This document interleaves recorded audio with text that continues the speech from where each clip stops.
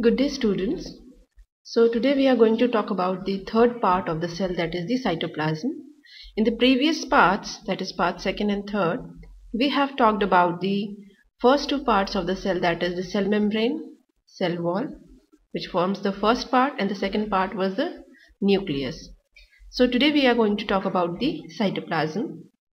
As I told you earlier, that the cytoplasm can be divided into two parts, that is cytosol and cell organelles.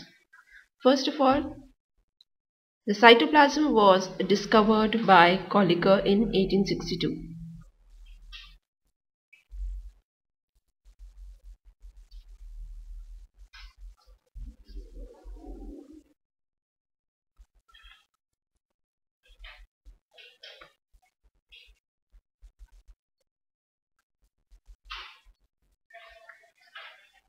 And it can be divided into two parts, that is, if we write cytoplasm,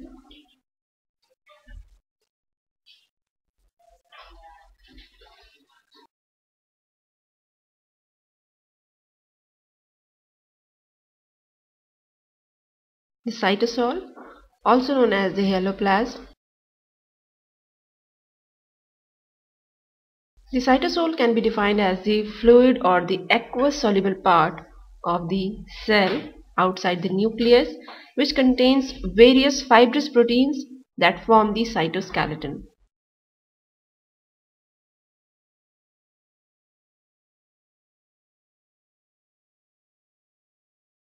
The second part is the cell organelles. And the cell organelles can be defined as the living part of the cell that have definite shape, structure and function, and generally bounded by a membrane. Although some organelles are also there without any membrane, but they do have a specific function and structure. So we can say they are the living parts. Some of the cell organelles can also be considered as the non-living part of the cytoplasm. So a living part generally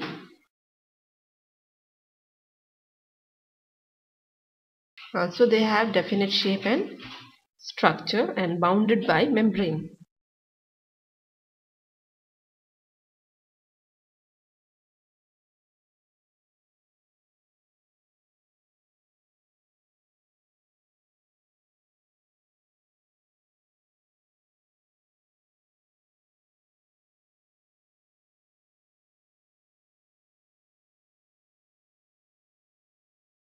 Remember that cytoplasm is also called as the extranuclear protoplasm because it is present outside the nucleus.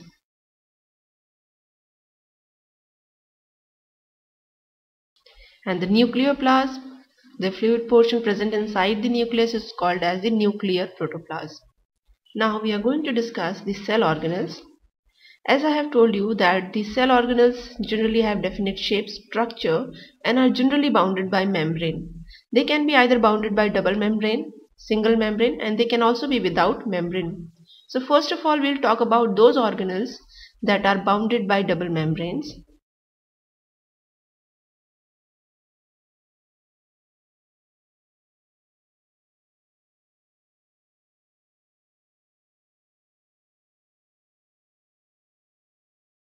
And the double membrane bound organelles include the mitochondria and cytoplasm.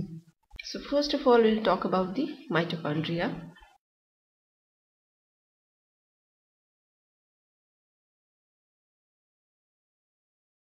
First of all, about its discovery, it was first of all seen by Kolliker in the striated muscles, and he named them as sarcosome. But their actual name, that is mitochondria, was coined by Bende.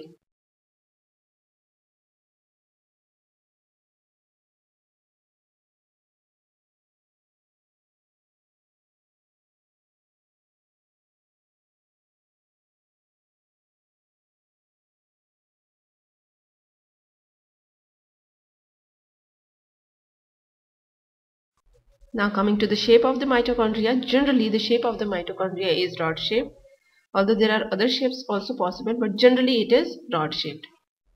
So we can say the mitochondria is a rod shaped organelle. Mitochondria is also known as the powerhouse of the cell or the storage battery. Why is it called as so? Because mitochondria is responsible for the production of the ATP molecule, which is the currency of any living cell. Therefore, it is called as the powerhouse of the cell.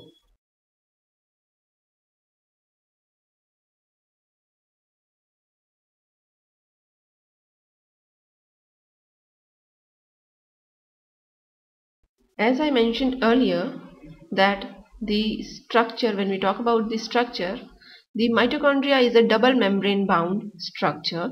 So we can say structurally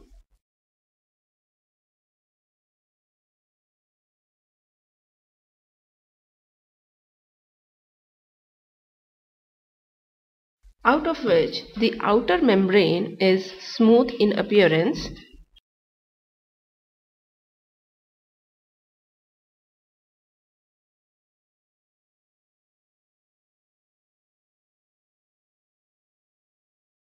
while the inner membrane bears numerous infoldings called as cristae.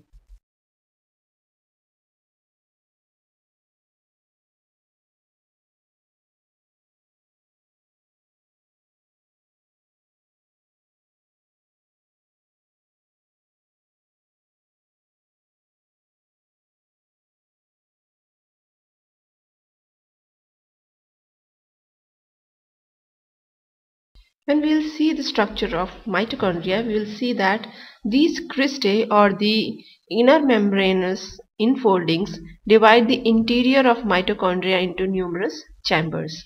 These cristae can be branched or unbranched. After the membrane, the inner portion of the mitochondria is filled with a fluid called as matrix, and this matrix contains mainly the ribosomes and DNA, loop of DNA, circular DNA, and enzymes of the Krebs cycle.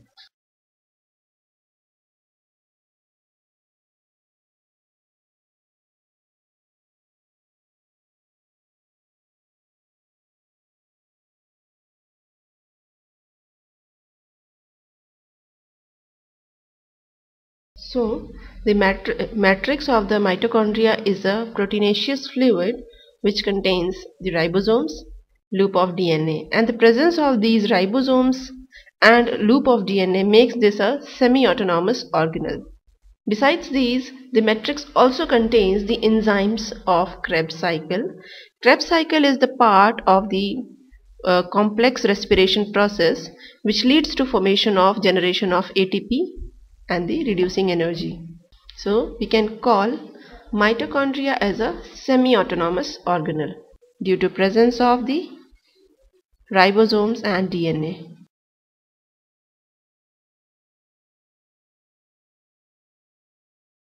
Which means semi-autonomous means mitochondria can synthesize some of its proteins with the help of the ribosomes, but for other proteins, for other molecules, it is dependent on the nucleus. Therefore, it is called as semi-autonomous. The cristae, that is the infoldings of the inner membrane, bear numerous knob-like particles called as F0, F1 particles or the oxysomes, which are responsible for the ATP production during the respiration process. Also, the inner membrane contains the enzyme complexes which are responsible for the electron transport system or electron transport chain, which is also a part of the respiration process besides Krebs cycle.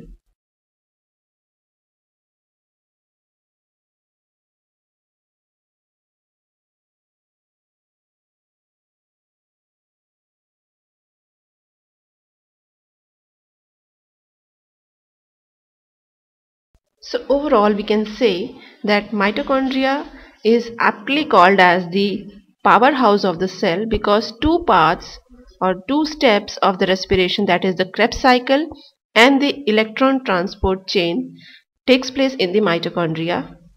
The Krebs cycle occurs in the matrix of the mitochondria, whereas the electron transport system occurs in the inner mitochondrial membrane, along in the inner mitochondrial membrane and its infoldings called as cristae. And both these processes are responsible for production of ATP by oxidation of the food particles. The remaining step, that is the first step of respiration, occurs in the cytoplasm and it is known as glycolysis. Now, if we see the structure of mitochondria, we will be able to visualize where the different processes occur. As I have said, that mitochondria is generally a rod-shaped structure and it is a double membrane bound structure where the outer membrane is smooth in appearance, whereas the inner membrane is having or bearing numerous infoldings. These infoldings can be branched as well as unbranched, as I have mentioned earlier also.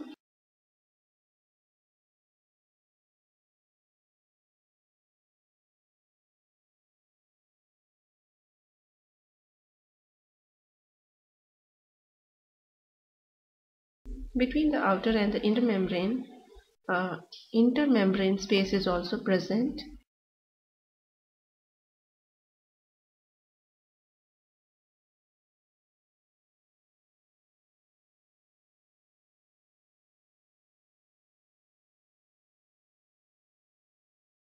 As you can clearly see that these cristae, which are either branched or unbranched, divide the inner portion interior of the mitochondria into numerous half partially divided chambers.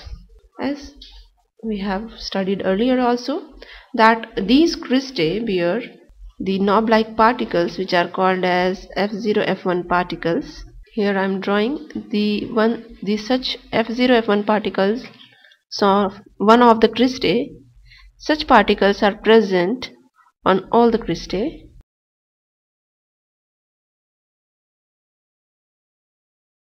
These particles consist of a stalk and a head portion and are known as the oxysomes also, and are responsible for the ATP production. Besides these F1 F0 particle or the oxysomes, the inner mitochondrial membrane also contains the enzymes or enzyme complexes which are involved in the electron transport system, and this system is again responsible for the production of ATP along with the F1 F0 part.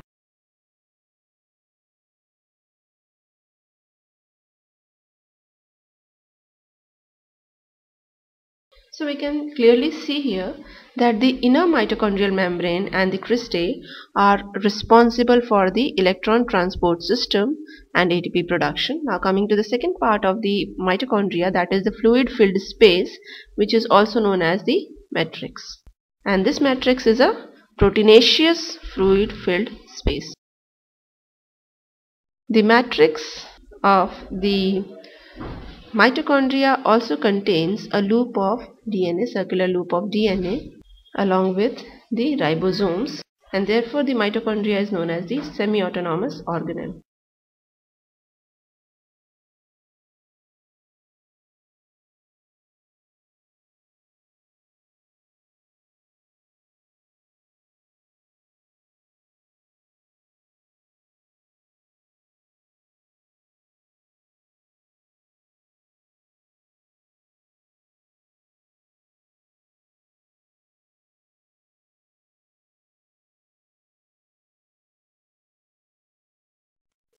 Now coming to the functions of the mitochondria.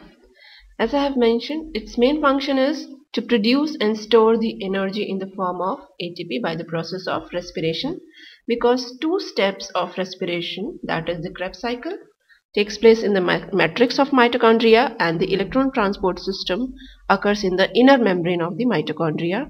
So because of these two parts of respiration, the main function of the mitochondria is to produce energy and store the energy.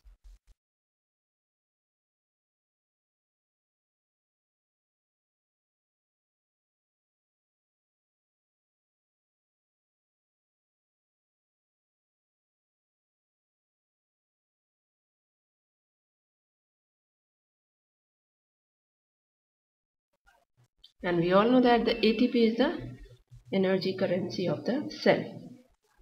And we know that ATP production takes place in two parts: Krebs cycle in mitochondria matrix and the electron transport chain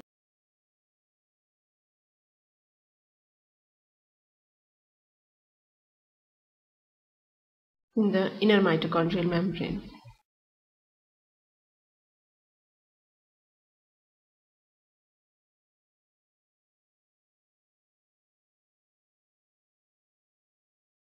Regarding the occurrence of the mitochondria, as we all know that all the eukaryotic cells, whether it is a plant cell or an animal cell, the mitochondria, it contains the mitochondria with few exceptions like the prokaryotes. The prokaryotes lack the mitochondria, as well as the red blood cells also lack the mitochondria. So we can say that it is absent in prokaryotes, in all the prokaryotes, and some eukaryotic cells like RBC. RBC stands for the red blood cells or the erythrocytes. So this is all about the mitochondria, which is the powerhouse of the cell. In the next lecture, we'll talk about the other double membrane bound organelle, that is the plastids.